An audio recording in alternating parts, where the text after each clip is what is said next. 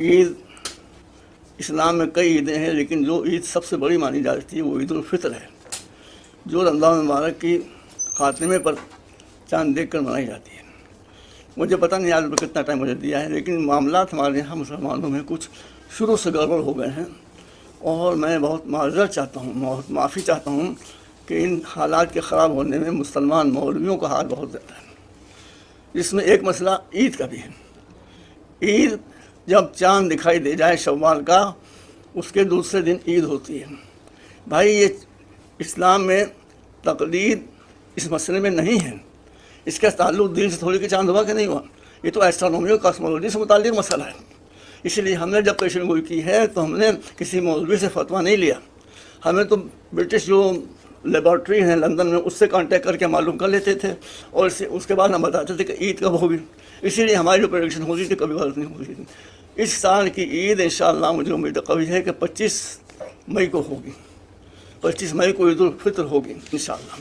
تو یہ سب باتیں مطلب جھاڑو دینے کی ضرورت ہے کہ کوڑا کرکٹ جو اس کو پھینک الگ کیجیے، تبھی تو دین آگے اٹھے گا۔ تو جو ہم کو پہلے سمجھنا چاہیے کہاں میں تقلید ہے، کہاں میں تقلید نہیں ہے۔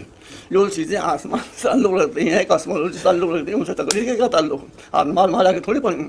تو اس لیے میری گزارش ہے مسلمان علماء سے، میں عالم تو نہیں ہوں لیکن علماء کے خاندان سے تو ہوں ہی بہرحال، تو میری گزارش یہ ہے کہ اگر آپ نے کو بدلے اور سوچیں، میں اس پر ڈسکس کرنے کے لیے بھی تیار ہوں کہ عید وغیرہ کا چاند جو ہے اس کا اعلان کاسمولوجی یا ایسٹرونومیکل جو لیبارٹریز ہیں ان کے مشورے سے ہونا چاہیے، دیکھنے سے نہیں ہوگی۔ کتنی گڑبڑیاں ہوتی ہیں، کتنے لوگ ہنسی مذاق ہوتا ہے، لوگوں کا بہت تماشے ہوتے ہیں۔ تو پہلی بات تو یہ کہ انشاءاللہ جو میرا کیلکولیشن ہے اس کے اعتبار سے عید 25 مئی کو ہوگی۔ اب عید ہے کیا؟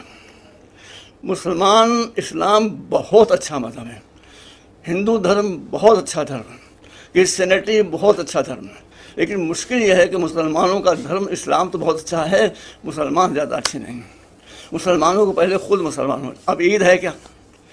اسلام میں عید یہ نہیں ہے کہ آپ عید بنائیں، اسلام میں عید یہ ہے کہ جو غریب ہیں، جو مستحق ہیں، جو بیمار ہیں، ان کو شفا دلوائیں، ان کی بھوک مٹائیں۔ اگر آپ اس میں کامیاب ہو گئے تو وہ خوش ہوں گے، عید آپ کی ہوگی۔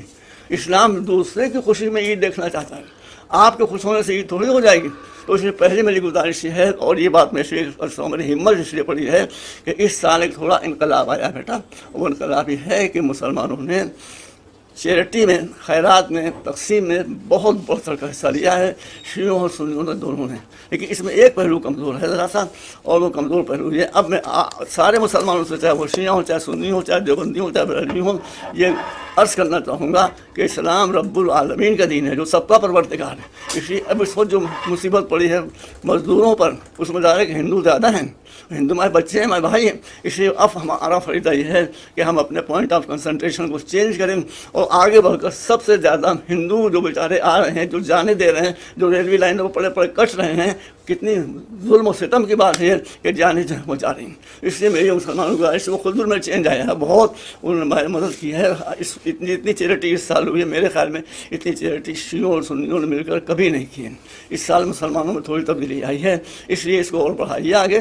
آپ پوری رحمت اللہ عالمین کے ماننے والے ہیں۔ رحمت اللہ عالمین کا مطلب یہ ہے کہ جو مرثی ہے ساری دنیا کے لیے، جب وہ ساری دنیا کے لیے مرثی ہے تو آپ کو مرثی ہونا چاہیے ساری دنیا کے لیے۔ اس لیے بس میری گزارش یہی ہے کہ عید میرے خیال میں عید اس وقت ہوگی کہ جب ایک رسم یہ بنا لی جائے کہ جو ہندو پرو ہیں اس میں مسلمان ہندوؤں کو جا کے گلے لگائیں، ان کو مٹھائی کھلائیں۔